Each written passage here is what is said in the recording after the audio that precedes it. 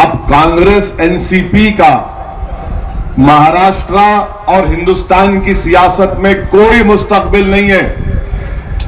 इनकी picture the and पे आ चुकी है। अब पिक्चर खत्म होने वाली है। इनके पास कुछ भी नहीं है।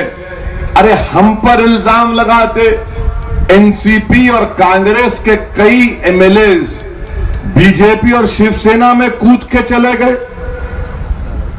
चले गए, वहां से टिकट लड़ रहे हैं। उनको क्या बोलेंगे आप? अरे मेरा जुर्म सिर्फ यही है कि मैं मजलूम आवाम को उनका हक दिलाना चाहता हूं।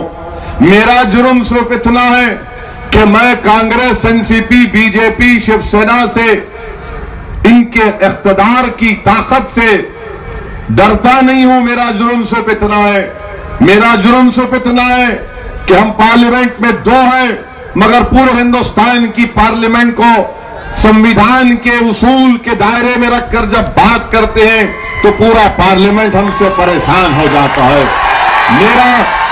मेरा इम्तियाज जलील का, मेरी जमात का जुर्म सिर्फ यही है कि हम इलेक्शन लड़ना चाहते हैं।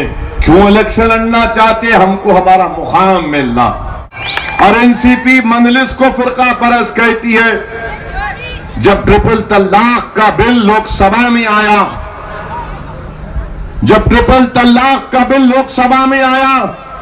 मैं पूछना चाहता हूं जनाब शरद पवार साहब से कि आपकी पार्टी ने ट्रिपल तलाक के बिल में तायीद क्यों नहीं की? आपने क्यों मोदी की तायीद की? वहां पर मोदी से सेटिंग और हम पर इल्जाम। भीड़ में, दिल्ली में एक सेटिंग, महाराष्ट्र में एक सेटिंग। अरे ये कब तक मैच फिक्सिंग आप करते रहेंगे? ट्रिपल तलाक का इतना बड़ा बिल, आप और हम जानते हैं कि ये हमारी तहजीब में मदाखलत है, हमारे कानून में मदाखलत है, ये संविधान के खिलाफ है। उस संविधान को जिसको बाबा साहिब अम्बेडकर ने बनाया, ये संविधान के खिलाफ है। उसके बावजूद भी आपने फजीलतुल शेख हजरत मोदी का साथ दिया। अब आप बताइए, इल्जाम मंजलिस इत्तेहादुल मुस्लिमीन पर ट्रिपल तलाक का कानून, आपने उनकी तायीद कर दी। मैंने पूछा एनसीपी के एमपी से, पूछा उनसे पार्लियामेंट में, क्या करने वाले हो? तो मेरे को चिढ़ के बोले, तो अपना काम करना। मैं बोला मैं अपना ही काम कर रहा हूं। फिर मेरे से आके किसी ने पूछा कि ओवैसी तुम क्या करने वाले हो पार्लियामेंट में? मैंने कहा मैं अपने पत्ते तुम्हारे सामने नहीं खोलता। आखिरी वक्त पर मैंने खड़े होकर स्पीकर से कहा कि मिस्टर स्पीकर, मैं वोटिंग का मुतालबा करता हूं। और जैसा वोटिंग का मुतालबा किए, कांग्रेस में कोहराम बच गया। एनसीपी वाले सर को हाथ पकड़ के बोले, हमको मालूम था इन ऐसी करेगा, हमको मालूम था इन ऐसी करेगा। मैंने कहा तुमको ऐसे ही ट्रीट करना पड़ता। और जब वोट डालने का वक्त आया, टाटा बाय बाय हो गए पूरे। मेरे भाई, ये इनकी हकीकत है। पहचानो इन लोगों को। एनसीपी कांग्रेस का कब कोई मुस्तकबिल नहीं है महाराष्ट्र में। आपको अपने नुमाइंदों को कामयाब करना है। क्या वजह है? कितनी बड़ी तादाद में बीजेपी के एमपी महाराष्ट्र में और पूरे मुल्क में कामयाब हुए। आपको मालूम कि जी कितने वोट कांग्रेस को मिले? 11 करोड़ के करीब वोट कांग्रेस को मिले। मैं जिम्मेदारी के साथ आपसे कह रहा हूं, उन 11 करोड़ में 7 करोड़ के ऊपर वोट तो सिर्फ मुस्लिम अकलियत के कांग्रेस को मिले पूरे हिंदुस्तान में। थाली नहीं मारना, उसके बावजूद भी नहीं जीत रहे। आप खाली डाल रहे, बटन दबा रहे। उन्होंने क्या कर रहे हैं? वहां मोदी से सेटिंग कर लिए। आप समझो मेरी इस बात को। अगर ये समझ में नहीं आया तो एक और हवाला दे रहा हूं। दिल्ली में एक तंजीम है CSDS, जिसने डेटा को कंपाइल करके कहा कि पूरे भारत में हर मजहब के कितने लोगों ने बीजेपी को वोट दिया। उन्होंने कहा कि 2019 में 14 के पार्लियामेंट के इलेक्शन में मिस्टर मोदी को 37% हिंदू भाइयों और बहनों का वोट मिला। 14 से 19 आने तक वो 37 से 44% हो गया, यानी 7% बढ़ा। और मुसलमानों को वोट मिला बीजेपी को 14 में 6% और 19 में भी 6%। हम 6 से नहीं बढ़ रहे, उन्होंने 37 से 44 बढ़ गए। अच्छा, वो जो 6 दिए वो 6 ही 6, समझे आप?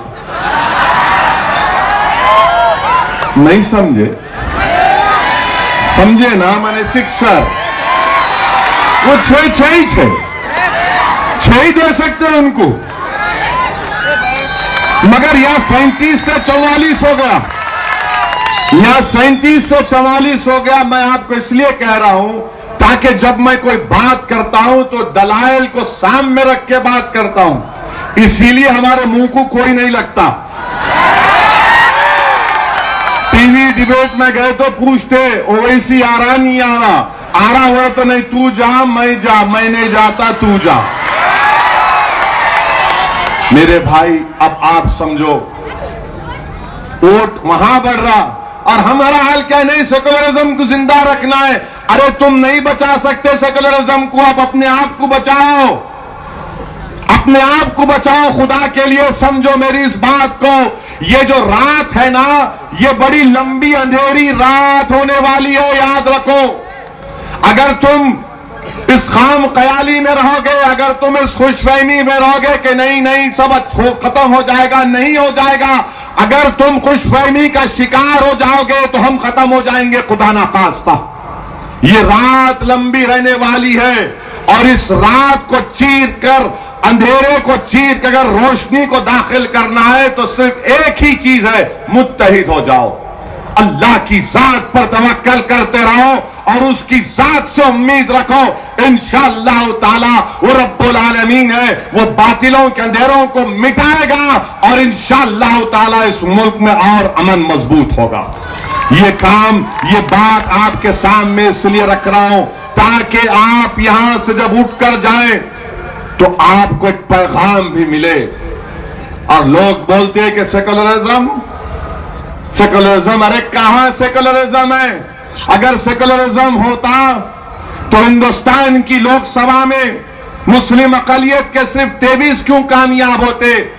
हिंदुस्तान और भारत में मुसलमानों की आबादी 17 करोड़ है, उसके लिहाज से कम 50 के ऊपर तो कामयाब होना था ना।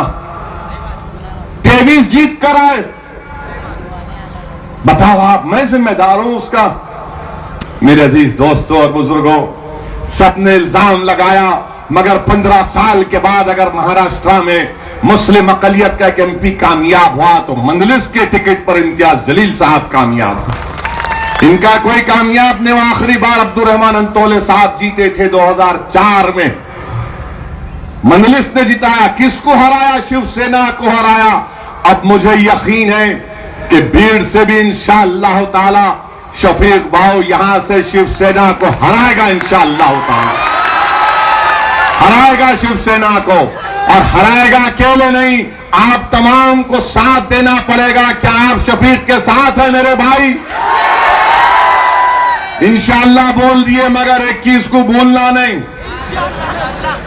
कहीं 21 को भूल जाएंगे, क्योंकि आज के जलसे के बाद जो मेरे दुश्मन है, कांग्रेस और राष्ट्रवादी के बहुत दुश्मन आए मेरे, कहीं चूहे की तरह छुप के मेरी बात को सुन रहे होंगे। तुम सुनते रहो मेरी आवाज को, तुम सुनते रहो मेरी आवाज को। जितना तुम सुनोगे तुम्हारी नामर्दानगी जाते रहेगी और तुम इंशाअल्लाह एक दिन मर्द बन जाओगे।